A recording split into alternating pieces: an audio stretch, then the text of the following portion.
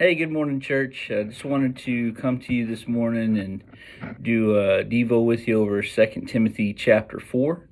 I love this chapter. I love this whole book. I actually listened to it again this morning in the drive-in, and what an incredible letter to Timothy at a crucial time in his ministry, but also in the life of Paul, and just everything that was going on and everything that was transpiring in and amongst his life and where he was and where he found himself. I want to draw your attention to a couple of things inside of this text to really kind of focus in and understand how Paul kind of wraps all this together. It starts in this first segment. You know, Second Timothy is just loaded with incredible comments and quotes and verses that give us so much great instruction on how to go out and live our lives. But one that has been a huge deal for me is that first segment of Scripture, verses 1 through 5. And there's one part of it in particular that really jumps off the page, sorry. It's that verse 2. Preach the word. Be ready in season and out of season. Reprove, rebuke, exhort with complete patience and teaching. And the reason why I love that is because we have such a great message. We have the best news that can ever be told. We have the story of redemption. But what we also have in what God has done for us is we have the ability to really impact the life of another person. And how you go about that is really important. Those three things there that says reprove, rebuke, and exhort. Those are three types of teaching. To reprove somebody is to give them a correction. All right. You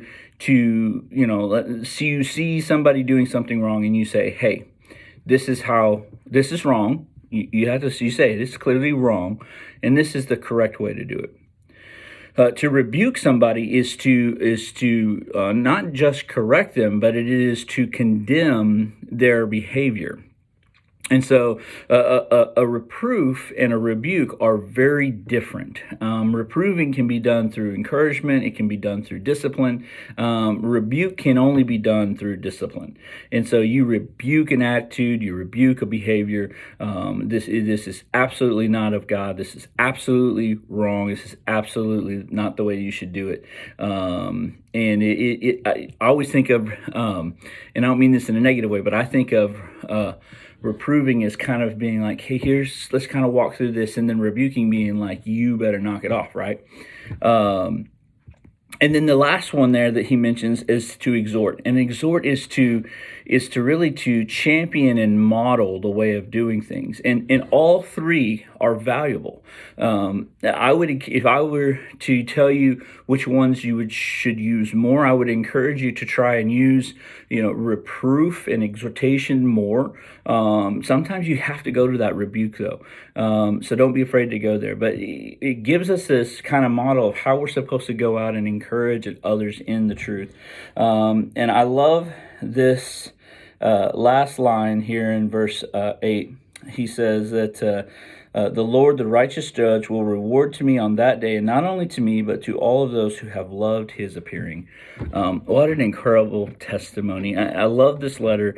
It's very encouraging. There's some very huge points to be made in it, but that line there is one of those incredible moments in Scripture for me that, Paul realized, he's in prison when he's writing this letter, and he suffered a lot of losses, as you can see throughout the letter.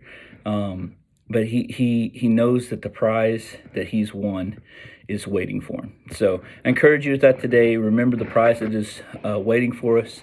Look to heaven and look to encourage, to reprove, rebuke, and exhort those around you for the cause of the gospel. Y'all be blessed.